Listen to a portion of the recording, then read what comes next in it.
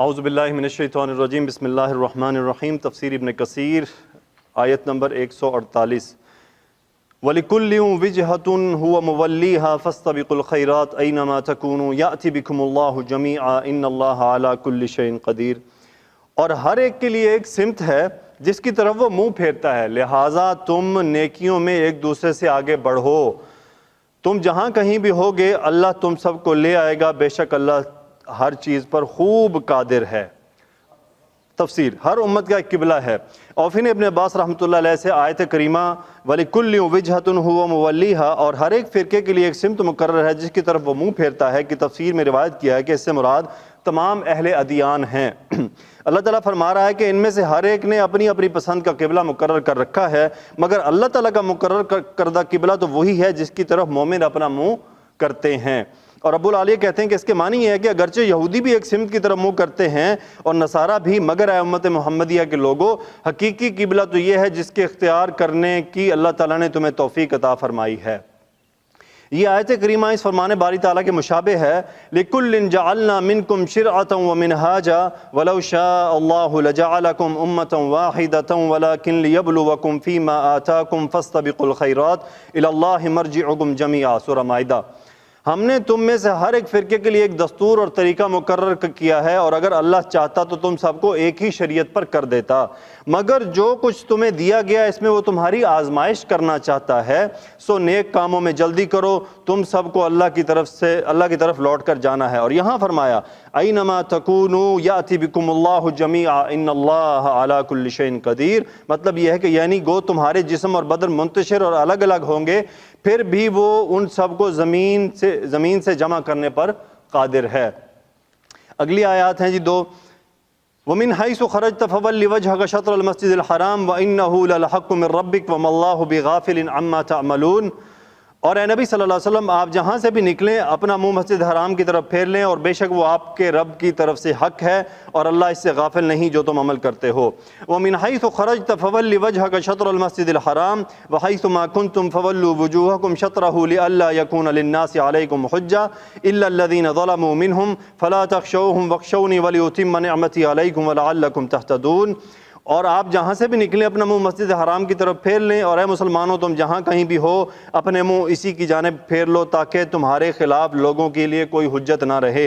ہاں، ان میں سے جنہوں نے ظلم کیا وہ باتیں کرتے رہیں گے، پس تم ان سے مت ڈرو، صرف مجھ سے ڈرو، تاکہ میں تم پر اپنی نعمت پوری کروں اور تاکہ تم ہدایت پاؤ۔ تفسیر، قبلے کی منسوخی کا ذکر 3 بار کیوں آیا؟ وہ فرماتے ہیں جی اللہ تعالیٰ کی طرف سے یہاں یہ تیسری بار حکم دیا جا رہا ہے کہ تمام اطراف و اکناف عالم سے مسجد حرام کی طرف منہ کیا جائے۔ اس تکرار کے بارے میں کہا گیا ہے کہ اس کا سبب یہ ہے کہ اس کا سیاق و سباق سے تعلق ہے۔ اس سلسلے میں پہلے تو جو آیت ہم پڑھ چکے ہیں، قَدْ نَرَىٰ تَقَلُّبَ وَجْهِكَ فِي السَّمَاءِ فَلَنُوَلِّيَنَّكَ قِبْلَةً تَرْضَاهَا۔ پھر اگلی جو جوڑ ہے وہ ہے إِنَّ الَّذِينَ أُوتُوا الْكِتَابَ لَيَعْلَمُونَ أَنَّهُ الْحَقُّ مِنْ رَبِّهِمْ وَمَا اللَّهُ بِغَافِلٍ عَمَّا يَعْمَلُونَ۔ اور جن لوگوں کو کتاب دی گئی وہ خوب جانتے ہیں کہ نیا قبلہ ان کے پروردگار کی طرف سے حق ہے، جو کام یہ لوگ کرتے ہیں اللہ ان سے بے خبر نہیں ہے۔ نازل فرمایا، اور اس مقام پر یہ ذکر فرمایا کہ اللہ تعالیٰ نے اپنے نبی کی خواہش کو پورا کر دیا اور اس کے قبلے کی طرف منہ کرنے کا حکم دیا جسے آپ پسند کرتے ہیں۔ دوسری بار قبلے کا حکم دیتے ہوئے فرمایا وَمِنْ حَيْثُ خَرَجْتَ فَوَلِّ وَجْهَكَ شَطْرَ الْمَسْجِدِ الْحَرَامِ وَإِنَّهُ لَلْحَقُّ مِنْ رَبِّكَ وَمَا اللَّهُ بِغَافِلٍ عَمَّا تَعْمَلُونَ۔ یہاں یہ فرمایا کہ یہ پروردگار کی طرف سے حق ہے، اس سے تحویل قبلہ کے حکم کا درجہ اور بھی بڑھ گیا، یعنی اسے صرف رسول اللہ صلی اللہ علیہ وسلم کی رضا اور خواہش کی تائید میں قبلہ قرار نہیں دیا گیا، بلکہ یہ اللہ کی طرف سے حق ہے۔ یہ کیا ہے؟ إِنَّهُ لَلْحَقُّ مِنْ رَبِّكَ۔ تو اس سے کیا ہے کہ یہ کوئی یہ نہ کہے کہ صرف رسول اللہ صلی اللہ علیہ وسلم کی خواہش پر ہوا ہے، بلکہ یہ اللہ کی طرف سے بھی حکم ہے ایک، اور اللہ تعالیٰ اسے پسند بھی فرماتا ہے۔ اور تیسری بار حکم دیتے ہوئے اللہ تعالیٰ نے ان مخالف یہودیوں کو لاجواب کر دیا جو اس بات کو اپنے حق میں دلیل کے طور پر پیش کرتے تھے کہ رسول اللہ صلی اللہ علیہ وسلم بھی ان کے قبلے کی طرف منہ کرتے ہیں۔ یعنی اس میں ایک جگہ اور پڑھ رہا تھا، وہ لکھتے تھے کہ یہ ممکن تھا کہ رسول اللہ صلی اللہ علیہ وسلم کے پہلے عمل کو حجت بنا لیا جاتا، کہ جی انہوں نے آج بھی کئی ایسے، انہوں نے ہی لکھا ہوا تھا جہاں میں پڑھ رہا تھا، کہ آج بھی کئی ایسے جاہل مسلمان ہیں جو کہتے ہیں کہ تھوڑی سی رواداری ہونی چاہیے، تھوڑی سی دھماکی ہونی چاہیے، تاکہ جو ہے وہ کیا کر لیں، ہم تھوڑی سی رواداری کریٹ کر کے بیت المقدس کی طرف بھی منہ کر کے نماز پڑھ دیں، اور حجت کیا پیش کرتے ہیں کہ رسول اللہ صلی اللہ علیہ وسلم نے اس طرف منہ کر کے نماز پڑھی ہے۔ تو اس لیے یہ بار بار، اور اللہ تو جانتا تھا کہ یہ باتیں ہوں گی، تو اللہ تعالیٰ نے اس لیے بار بار اس حکم کو ریپیٹ کیا تاکہ یہ فائنل ہو جائے، کلیئر ہو جائے، کچھ باقی نہ رہے کہ تمہاری ڈائریکشن ایک ہی ہے، مزید کوئی حجت باقی نہیں رہنی چاہیے۔ حالانکہ وہ جانتے تھے کہ ان کتابوں میں لکھا ہوا ہے کہ آپ کو حضرت ابراہیم علیہ السلام کے قبلے کی طرف منہ کرنے کا حکم دے دیا جائے گا۔ نیز اس سے مشرکین عرب کی حجت بھی کٹ گئی کہ آپ قبلہ یہود کے بجائے قبلہ ابراہیم کی طرف منہ کیوں نہیں کرتے، حالانکہ یہ قبلہ اشرف ہے۔ مشرکین عرب خود بھی کعبے کی تعظیم کرتے تھے، اور رسول اللہ صلی اللہ علیہ وسلم کے کعبے کی طرف منہ کرنے سے انہیں ایک گونا گو خوشی محسوس ہوتی تھی۔ نسخ قبلہ کی حکمت، ارشاد باری تعالیٰ علیہ اللہ یکون للناس علیکم حجہ، یہ تاکید اس لیے کی گئی کہ لوگ تم کو کسی طرح کا الزام نہ دے سکیں۔ میں لوگوں سے مراد اہل کتاب ہیں جو یہ جانتے تھے کہ امت کی ایک نمایاں صفت کعبے کی طرف منہ کرنا بھی ہے، یعنی اس امت کی ایک صفت تھی جو کعبے کی طرف منہ کرنا، اور وہ اس بات کو اپنی کتابوں میں جانتے تھے۔ اس صفت کی عدم موجودگی کی وجہ سے تو وہ بسا اوقات مسلمانوں پر اعتراض بھی کیا کرتے تھے کہ تم ایسا نہیں کرتے، حالانکہ ہم تمہاری یہ صفت جانتے ہیں۔ اور دوسری حکمت نسخ قبلہ میں یہ ہے کہ بیت المقدس کی طرف مسلمانوں کے منہ کرنے کو یہودی اپنی صداقت کے دلیل کے طور پہ پیش نہ کر سکیں، یعنی کل کو یہ نہ کہہ سکے کہ اس کا مطلب ہم سچے ہیں، دیکھو یہ ہمارے ہی قبلے کی پیروی کر رہے ہیں۔ اور الا الذین ظلموا منہم، ہاں ان میں سے جنہوں نے ظلم کیا سے مراد مشرکین قریش ہیں، جو ظالمانہ طور پر یہ اعتراض کرتے ہوئے رسول اللہ صلی اللہ علیہ وسلم کے بارے میں یہ کہتے تھے کہ یہ شخص اپنے آپ کو دین ابراہیم پر بتلاتا ہے، لہٰذا اگر ان کا بیت المقدس کی طرف منہ کرنا دین ابراہیم کے مطابق تھا تو اب اس سے انہوں نے کیوں رجوع کر لیا ہے؟ اس کا جواب یہ دیا گیا کہ اللہ تعالیٰ ہی نے پہلے آپ کے لیے اس بات کو پسند فرمایا اور آپ بیت المقدس کی طرف منہ کریں، کیونکہ اس میں حکمت تھی اور آپ نے اپنے رب کے اس حکم کی اطاعت کی، پھر اللہ تعالیٰ نے آپ کو قبلہ ابراہیم کی طرف منہ کرنے کا حکم دے دیا، اور اس سے مراد کعبہ ہے۔ تو آپ اس حکم الہی کی اطاعت بھی بجا لائے، کیونکہ آپ تمام حالات میں اللہ کے اطاعت گزار تھے اور لمحہ بھر کے لیے بھی حکم الہی سے باہر قدم نہیں رکھتے تھے، اور امت بھی اس سلسلے میں آپ کی تابع ہے صلوات اللہ وسلامہ صلی اللہ علیہ وسلم۔ اور ارشاد باری تعالیٰ ہے فلا تخشونی واخشوہم، سو ان سے مت ڈرنا، مجھ سے ڈرتے رہنا، یعنی ان ظالموں اور جابروں کے پیدا کردہ شکوک و شبہات سے نہ ڈرو، بلکہ صرف مجھی سے ڈرو، کیونکہ صرف اسی کی ذات گرامی اس قابل ہے کہ اس سے ڈرا جائے۔ اور ارشاد باری تعالیٰ وَلِيُتِمَّ نِعْمَتِي عَلَيْكُمْ کا لِأَلَّا يَكُونَ لِلنَّاسِ عَلَيْكُمْ حُجَّہ پر عطف ہے، یعنی استقبال قبلہ کا یہ حکم اس لیے بھی ہے کہ تاکہ میں تمہیں اپنی تمام نعمتیں بخشوں اور تمہارے لیے شریعت ہر اعتبار سے مکمل ہو جائے، وَلَعَلَّكُمْ تَهْتَدُونَ، اور تاکہ تم راہ راست پر چلو، یعنی جس سے سابقہ امتیں بھٹک گئی تھیں ہم نے تمہیں اس کی ہدایت عطا فرمائی، اور جس قبلے کو سابقہ ملتیں اختیار نہ کر سکیں وہ ہم تمہارے لیے مخصوص کر رہے ہیں، یہی وجہ ہے کہ یہ امت سب سے اشرف اور افضل ہے۔ اگلی بس آخری 2 آیات، ابھی تو ویسے بھی ہمارے پاس 12 منٹ ہیں، ٹھیک ہے جی؟ کیوں جاگر بھائی تھک جاتے ہیں نا، مجھے فیل ہو رہا ہوتا ہے، لیکن یہ کہ اس سے ہمیں بہت فائدہ ہوتا ہے، یعنی یہ اللہ کا احسان ہے کہ وہ توفیق عطا فرما رہا ہے قرآن سننے سنانے کی۔ کما ارسلنا فیکم رسولا منکم یتلو علیکم آیاتنا ویزکیکم ویعلمکم الکتاب والحکمت ویعلمکم ما لم تکونوا تعلمون فاذکرونی اذکرکم واشکروا لی ولا تکفرون، جیسے ہم نے تمہارے لیے تمہیں میں سے ایک رسول بھیجے، وہ تم پر ہماری آیاتیں تلاوت کرتے ہیں، تمہیں پاک کرتے ہیں، تمہیں کتاب و حکمت کی تعلیم دیتے ہیں، وہ تمہیں باتیں سکھاتے ہیں جو تم نہیں جانتے تھے، چنانچہ تم مجھے یاد کرو میں تمہیں یاد کروں گا، اور تم میرا شکر کرو میری ناشکری نہ کرو۔ رسول اللہ صلی اللہ علیہ وسلم کی بعثت عظیم ترین نعمت ہے۔ اللہ تعالیٰ نے اپنے مومن بندوں پر اپنے اس عظیم الشان احسان کا ذکر فرمایا کہ اس نے ان میں اپنے پیغمبر حضرت محمد صلی اللہ علیہ وسلم کو مبعوث فرمایا، جو ان میں اللہ تعالیٰ کی روشن آیات کی تلاوت کرتے ہیں، اخلاق کی خرابیوں، نفسوں کی نجاستوں، جاہلیت کے کاموں سے پاک کرتے ہیں، ظلمتوں اور تاریکوں سے نکال کر روشنیوں کی طرف لے آتے ہیں، انہیں کتاب یعنی قرآن اور حکمت یعنی سنت کی تعلیم دیتے ہیں، اور انہیں وہ باتیں بتاتے ہیں جو وہ نہیں جانتے تھے۔ اسلام سے قبل یہ لوگ بدترین جہالت میں مبتلا تھے، چکنی چپڑی اور بے وقوفی کی باتیں کرتے تھے، لیکن آپ کی نبوت اور رسالت کی وجہ سے اولیاء کے حالات اور علماء کی صفات کے علمبردار بن گئے، اور سب لوگوں سے علم میں گہرے، دلوں کے پاک باز، تکلف میں کم اور گفتار کے سچے بن گئے۔ اللہ تعالیٰ نے فرمایا لقد من اللہ علی المؤمنین اذ بعث فیہم رسولا من انفسہم یتلو علیہم آیاتہ ویزکیہم، اللہ نے مومنوں پر بڑا احسان کیا کہ ان میں انہی میں سے ایک پیغمبر بھیجا جو ان کو اللہ تعالیٰ کی آیاتیں پڑھ کر سناتے ہیں اور ان کو پاک کرتے ہیں۔ جو اس نعمت کی قدر نہ کرے اس کی مذمت کرتے ہوئے فرمایا الم تر الی الذین بدلوا نعمت اللہ کفرا واحلوا قومهم دار البوار، کیا آپ نے ان لوگوں کو نہیں دیکھا جنہوں نے اللہ کے احسان کو ناشکری سے بدل دیا اور اپنی قوم کو تباہی کے گھر میں اتار دیا۔ ابن عباس فرماتے ہیں بدلوا نعمت اللہ میں نعمت سے مراد حضرت محمد صلی اللہ علیہ وسلم ہے۔ یہی وجہ ہے کہ اللہ تعالیٰ نے اپنے مومن بندوں کو حکم دیا ہے کہ وہ اس عظیم الشان نعمت کا اعتراف کرتے ہوئے اس صلے میں ذکر و شکر کو اختیار کریں۔ چنانچہ فرمایا فاذکرونی اذکرکم واشکروا لی ولا تکفرون، سو تم مجھے یاد کرو میں تمہیں یاد کروں گا اور میرا احسان مانتے رہنا اور ناشکری نہ کرنا۔ کما ارسلنا فیکم رسولا منکم کے بارے میں فرماتے ہیں کہ جیسے میں نے تم پہ یہ احسان کیا تم بھی میرا ذکر کرو، یعنی جیسے میں نے تم پہ ایک احسان کیا ہے تو تم اس کے بدلے میں میرا ذکر کرو اور مجھے یاد کرو۔ جو میں نے تم پر فرض کیا ہے میں اسے یاد کروں گا جو میں نے اپنے اوپر فرض قرار دے رکھا ہے۔ اور صحیح حدیث میں ہے اللہ تعالیٰ فرماتا ہے جو میرا بندہ مجھے اپنے دل میں یاد کرتا ہے میں اسے اپنے دل میں یاد کرتا ہوں، جو جماعت میں میرا ذکر کرے تو میں اسے بہتر فرشتوں کی جماعت میں اس کا ذکر کرتا ہوں۔ حضرت امام احمد نے انس رضی اللہ تعالیٰ عنہ سے روایت کیا کہ رسول اللہ صلی اللہ علیہ وسلم نے فرمایا اللہ تعالیٰ ارشاد فرماتا ہے کہ ابن آدم اگر تو اپنے دل میں میرا ذکر کرے گا تو میں اپنے آپ میں تیرا ذکر کروں گا، اور اگر تو جماعت میں میرا ذکر کرے گا تو میں فرشتوں کی جماعت میں، یا یہ فرمایا کہ اس سے بہتر جماعت میں تیرا ذکر کروں گا۔ اگر تو ایک بالشت میرے قریب آئے گا تو میں ایک ہاتھ تیرے قریب آؤں گا، اور اگر تو ایک ہاتھ میرے قریب آئے گا تو میں دونوں بازوؤں کو کے پھیلاؤ کے مقدار تیرے قریب آ جاؤں گا،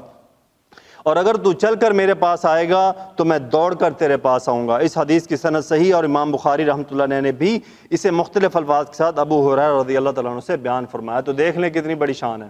کہ اللہ تعالیٰ کی طرف بڑھنے کے بارے میں اللہ کیا فرما رہے ہیں۔ آگے اور فرمایا واشکروا لی ولا تکفرون، اور میرا احسان مانتے رہنا ناشکری نہ کرنا، یعنی اللہ تعالیٰ نے اپنا شکر بجا لانے کا حکم دیا ہے اور شکر ادا کرنے پر مزید خیر و برکت سے نوازنے کا وعدہ کیا ہے۔ وَإِن تَعَذَّنَ رَبُّكُمْ لَئِن شَكَرْتُمْ لَأَزِيدَنَّكُمْ وَلَئِن كَفَرْتُمْ إِنَّ عَذَابِي لَشَدِيدٌ، اور جب تمہارے پروردگار نے تم کو آگاہ کیا کہ اگر شکر کرو گے تو میں تمہیں زیادہ دوں گا اور اگر ناشکری کرو گے تو یاد رکھو میرا عذاب بھی بڑا سخت ہے۔ امام احمد نے ابو رجا عطاردی سے بیان کیا ہے کہ عمران بن حسین رضی اللہ تعالیٰ عنہ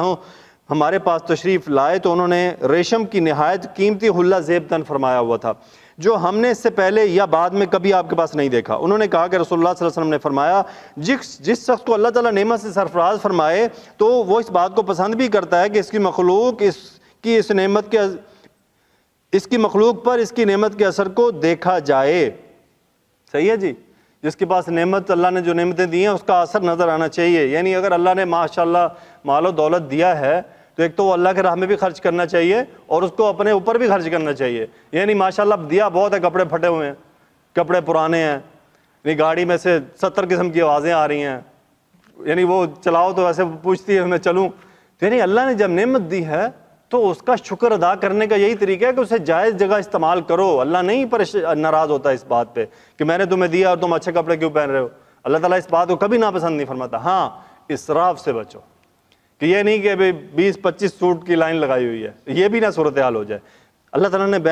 بین چلنے کی بات فرمائی ہے۔ آگے جی فرماتے ہیں اگلی آیت کے بارے میں یا ایھا الذین آمنوا استعینوا بالصبر والصلاۃ ان اللہ مع الصابرین، اے لوگو جو ایمان لائے ہو تم صبر اور نماز کے ساتھ مدد مانگو، بے شک اللہ تعالیٰ صبر کرنے والوں کے ساتھ ہے۔ اس کی تفسیر صبر اور نماز کی فضیلت۔ اللہ تعالیٰ نے شکر کا حکم دینے کے بعد اب صبر کا بیان شروع کر دیا اور رہنمائی فرمائی کہ صبر اور نماز کے ساتھ مدد حاصل کی جائے، کیونکہ بندہ یا تو حالت نعمت میں ہوتا ہے اور اس کا شکر ادا کرتا ہے، یا پھر حالت ابتلا اور آزمائش میں ہوتا ہے اور صبر کرتا ہے۔ یعنی نعمتیں مل رہی ہیں تو شکر ادا کرتا ہے، آزمائش میں ہے تو وہ صبر کرتا ہے۔ جیسا کہ حدیث میں آیا ہے مومن کا معاملہ انتہائی تعجب خیز ہے،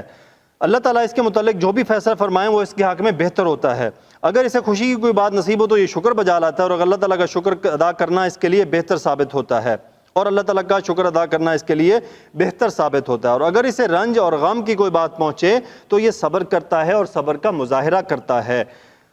صبر کا مظاہرہ کرنا بھی اس کے حق میں بہتر ثابت ہوتا ہے۔ اللہ تعالیٰ نے بیان فرمایا کہ مصائب برداشت کرنے کے لیے